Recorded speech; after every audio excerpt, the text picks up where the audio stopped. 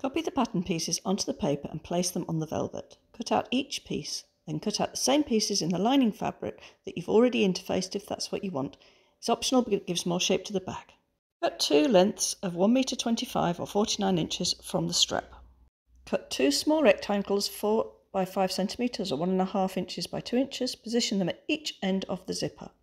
Stitch these small rectangles at the end of the zipper and then fold back the little bit of velvet.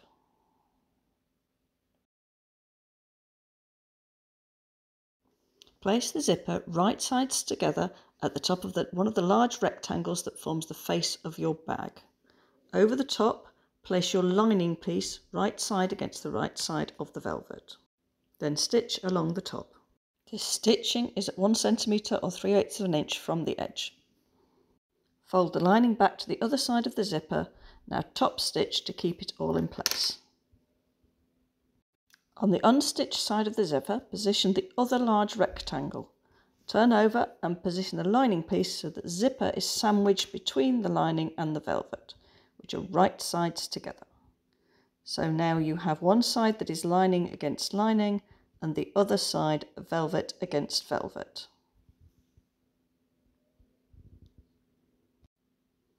Stitch along at 1 centimetre or 3/8 inch from the edge. Lay it flat and top stitch the other side of the zipper. Open the zipper halfway so that it's ready for turning later. Place the pocket pieces right side together, velvet against lining, and stitch the top of each pocket. Turn over and top stitch. Find the middle of the bag and the middle of the pocket, fix them together. Position the strap over the top to cover the gap, fold the strap to the other side, making sure not to twist it, and clip it into place.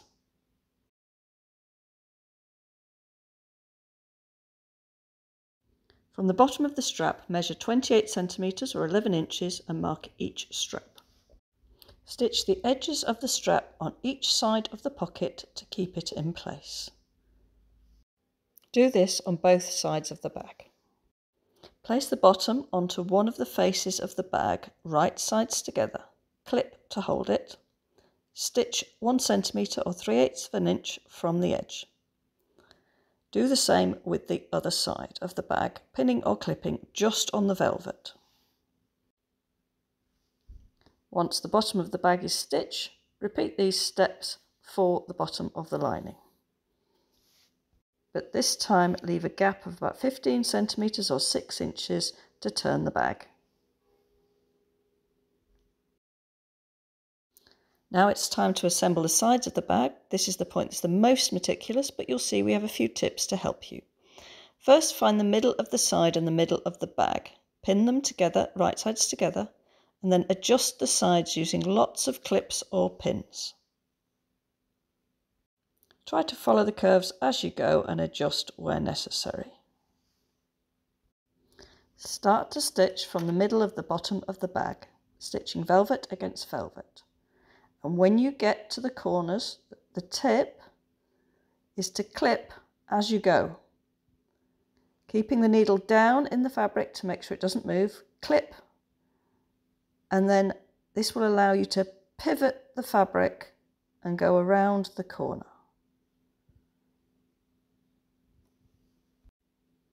There should be no problems with the straight sections. You can go a little bit faster here, but then just be a little bit more meticulous when you get to the corners and clip as required, always keeping your needle down when you clip. When you get to the zipper, back stitch to fix your stitching. Then fold over the lining and stitch the little part in between the two parts of lining, back stitching each time to fix the stitching. And then refold the next part of lining back, and then you can start stitching the velvet again. Continue sewing the side in the same way, clipping as required to keep your curves nice and smooth. You repeat the same steps with the other side of the bag, keeping your clips less than 5 millimeters. The sides of the lining are sewn in exactly the same way, but this time when you get to the zipper, you need to fold back the velvet piece and then stitch over the stitching that you've already done in the previous step. So making sure that you back stitch each time, just go over this same piece of stitching.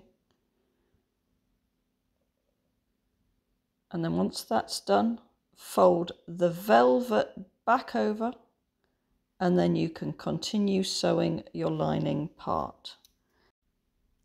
As before, making sure that you're careful when you get to your curves.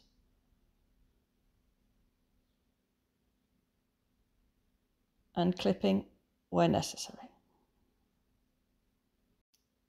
And at last the pattern will finally see what the bag looks like. Turn the bag out through the hole you left in the lining. Once it's turned, turn it right sides out. This is why the zip needed to be open. Push into the corners and the curves to find the nice shape of the bag. And don't forget to close the hole by hand. Et voila!